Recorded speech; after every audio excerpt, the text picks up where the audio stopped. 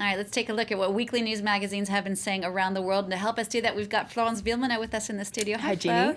Let's start with Jeune Afrique. It's focusing on Algeria ahead of the presidential election there next month. That's right. That election is scheduled for April 17th, and analysts say that the current president, Abdelaziz Bouteflika, is likely to be re-elected for a fourth term. But Jeune Afrique has a profile of his main rival, the former prime minister, Ali Benfis. And you can see him here saying, moi président, me when I'm president, which is a reference to actually something François Hollande said during a debate with Nicolas Sarkozy. But getting back to Benfis, according to Jeune Afrique, he's really the main obstacle in the way of Bouteflika. They have an exclusive interview with him where he's actually very critical of Bouteflika, who was his former mentor, actually. And Jeune Afrique reminds us that this match between Benfis and Bouteflika already happened almost exactly 10 years ago. It was in April 2004. Benfis was running again, the incumbent president, Bouteflika, and he was crushed. He only got 6.42% of the votes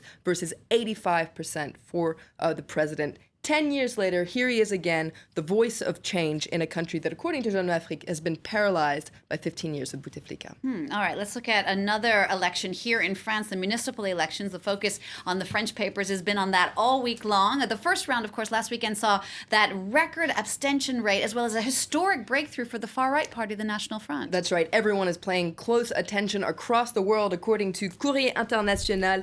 Just who will stop Marine Le Pen, so the leader of the far-right National Front Party. And you can see there under her arm, she's got a bunch of baguettes that are actually dynamite. A pretty explosive situation, according to Courrier International. Now, papers across the world are divided as to just what's going on. Some people say that voters voted massively for the National Front as a punishment for traditional parties, but others say that it's because the National Front has really managed to transform and clean up its image to become a third party, a real alternative in politics. For instance, the Portuguese paper O Público, which is quoted in Courrier International this week, points out that a lot of people are drawn to the National Front because traditional parties aren't offering anything new. But Courrier International wonders, is this squeaky clean National Front indeed something new, or is it just the old party that's masking itself behind this new image? Now, some French magazines are actually focusing on how the Socialist Party is reacting to all of this and their losses in the first round. That's right. Now, most people agree that the first round was a big disappointment for the Socialist Party, and it's really trying to limit the damage in round two. And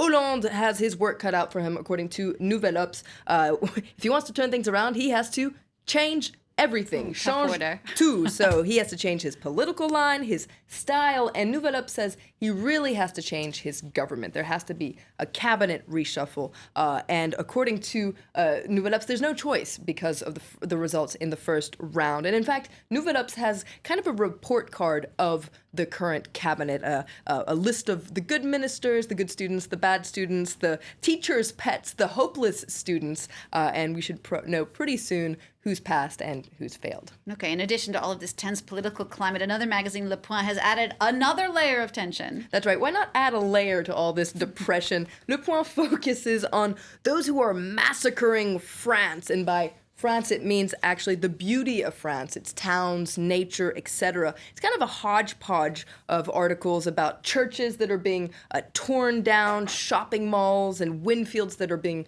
built up. A real eyesore, says Le Point. And they also have a list of the ugliest roundabouts in France. Pretty interesting list, and they are pretty ugly, to tell you the truth. Le Point is really upset about the fact that France is pretty much being disfigured.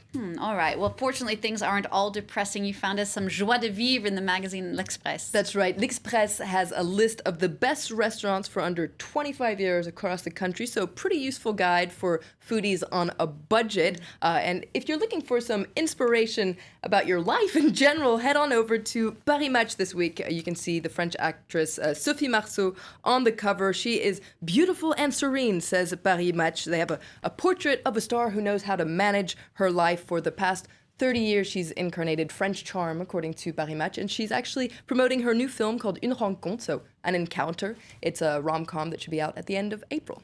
Thank you so much, Flo, for that look at the weekly news magazines, and thanks to all of you for watching France 24. Have a great weekend.